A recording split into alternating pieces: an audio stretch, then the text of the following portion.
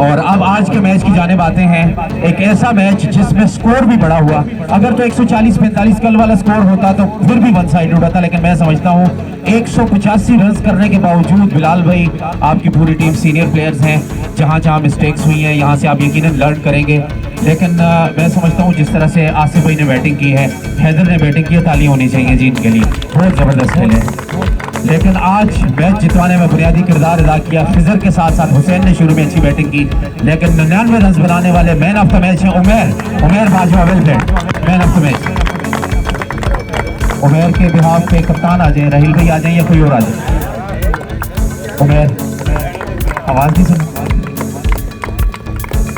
Cash prize है, ताली होनी चाहिए उमैर के लिए, वेल डन, वेल डन।